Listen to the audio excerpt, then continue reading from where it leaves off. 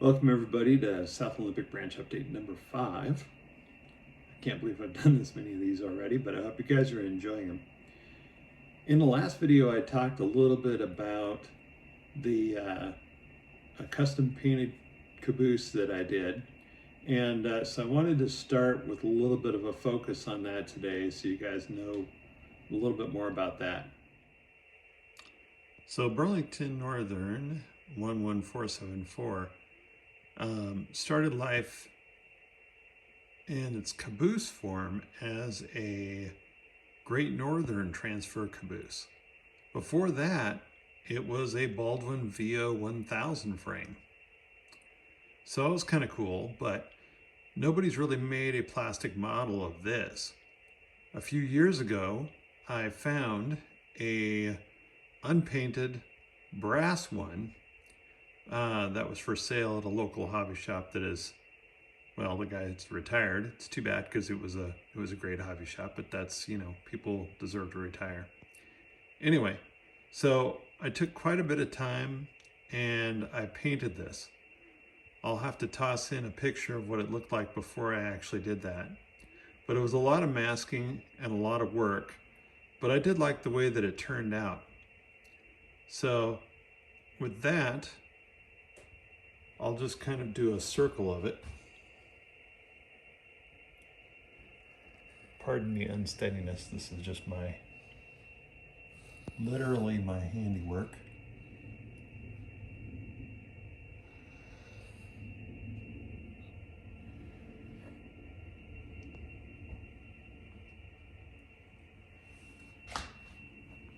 All right.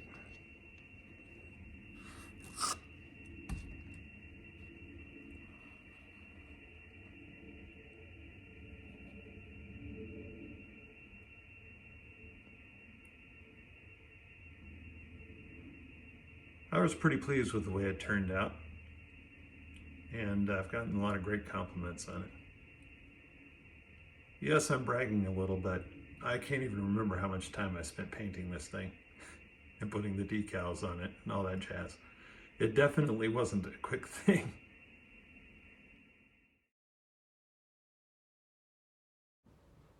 A couple of things that I forgot to mention in the last video as I was talking about the offset tortoise mount. A fellow modeler named Greg asked how the throw bar rod is attached to the brass plate, so I thought I'd revisit this. And the answer to the question is that it's a brass rod and it's soldered. Previously, I found piano wire difficult to solder. Brass is softer than I'd like, but it seems to be working for Lee, the modeler, who gave me the idea. Lee also suggested making holes in the plywood mounting plate oversized and adding flat washers to the screws, which allows for a fine adjustment on the tortoise location and therefore fine adjustment of where the throw bar ends up.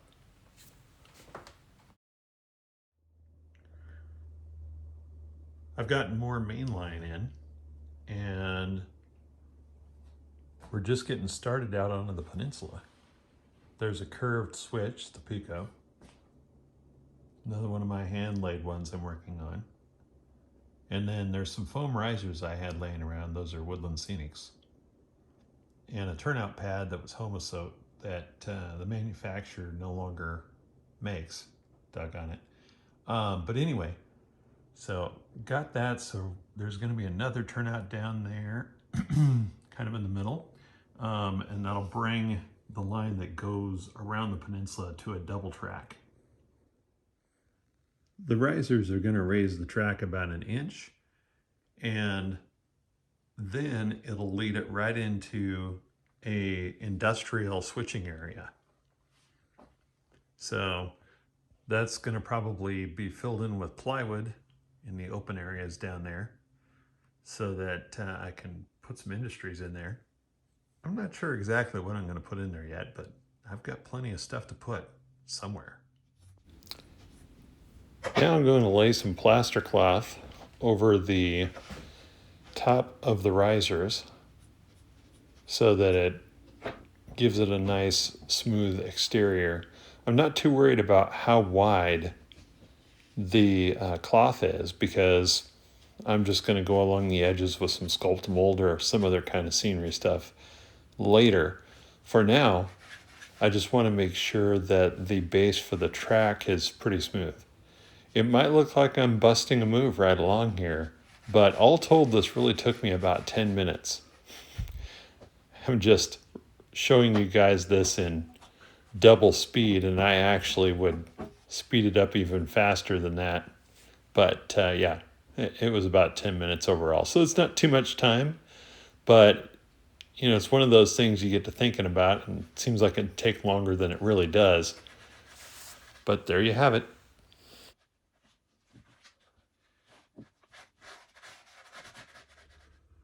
So this isn't the recommended or conventional way of doing this, but this is what I have been doing, and it seems to work for me. Is I'll put the turnout in the location I want it, and then I'll take the Fast Track quick sticks and kind of glue them to the roadbed in place. And then I'll come back later and I'll spike it. So I've got a piece here that's ready to go right over here. And I just put some Eileen's tacky glue on that. That works really well for me. I find it's a lot less messier than some other methods too. Anyway, I think I've covered that before. Yeah, I have. So, you know why they call it Eileen's? It's because in between using it, I leans it up against the wall till the next time.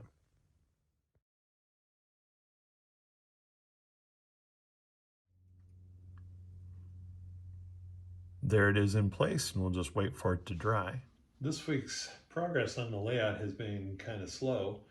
We finally got moving forward on the master bathroom part of the project, and I've been involved in doing that.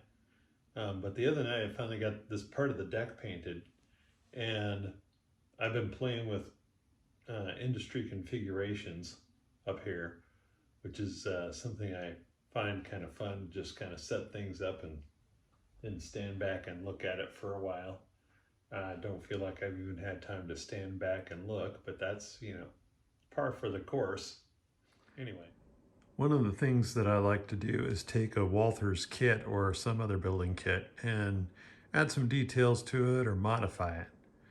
This was like lost in shipping, and I have a brother, Martin or Marty, who is kind of a fabricator. He tends to make his own stuff. He has some pretty heavy equipment actually at home. So I customized this building a little bit and put a Martin and Son custom fabrication sign on it. So things I've added was this overhang that covers the truck area there. A couple of small Walther's wall lights, and I did another one on this end of the building. This building might end up on this section of the layout. I'm not exactly certain yet. Behind it is Walton and Sons Lumber, which I actually renamed for my brother Jerry. I called it Jerry's Lumber. The modifications I made to that was put some lighting in the sheds there, and I also did an interior for this building. It's hard to see without the light on in there, but I'll go ahead and take the top of it so you guys can get a look at the interior I did. So just a full wall office there. So, and a couple people sitting in the office, file cabinet, desk, you know, things like that. It's kind of cool. And then I just plugged light on top of the interior of the roof right there. The Pacific Ready mix. I think this one's called like Glacier Concrete or something like that. I can't remember. Anyway, I called it Pacific Ready Mix, put my own sign on there, put a figure on the roof, some railing. I think that was made by, Plastruck, that's it. It was made by Plastruck. Okay. This is also a project I was working on. This wasn't a kit, it's completely scratch built. Not too fancy, but basically I have a plastruct ladder there on the side. I custom made some big drains for the front there, which was just really simple stuff. It's just styrene shapes that are glued together and attached to the building. And so are the platforms that exit the loading doors there. And then that little ladder piece, I think, was another plastruct piece as well. On the roof, it's just a piece of styrene, and I took some tape, masking tape, and I put it on there, and then I painted it gray so it would look like that rolled roofing kind of. There's a couple of little holes in here. I'm going to add some lighting to the exterior of this building. Haven't gotten that far yet. This was originally on my old layout, and this is as far as it got all those years ago. Managed to keep it looks like in pretty good shape, considering how many years ago that was now. But anyway, it was a nice background building. That's one continuous sheet of styrene. A friend of mine who's a master model railroader told me that he used his X-Acto knife and used it to kind of carve the seams to make it look like one of those tilt-up cement buildings. I think it came out pretty good so far. And of course, I airbrushed it and I taped it off and did, a two-tone of the building. So just to give you something that was a little bit different than what you might see on everybody else's layout. And really with my buildings, well, I'd like to scratch build everything that's on my layout as far as industries go. But at some point I want to run some trains. So a lot of them are just going to be kits at first. Lastly, for this update, I've been working on a couple of more switches to get down into the front lower area right here, where I think either a propane facility or maybe a corn syrup unload is going to end up. And then up above that, of course, we have the double track main line that's going along the edge there. A little closer to the edge than I like. I might put up some plexi, or maybe I'll extend some scenery out there so that the trains can't just take a fall to the floor, because that would suck. Anyway, so this is pretty much it for my update this week. As I said before, I was pretty busy, and I got to go finish off taping the bathroom so that I can paint the shiplap. Hope everybody's taking care out there. We'll post again soon. As promised, here's a picture of the brass model before I painted it.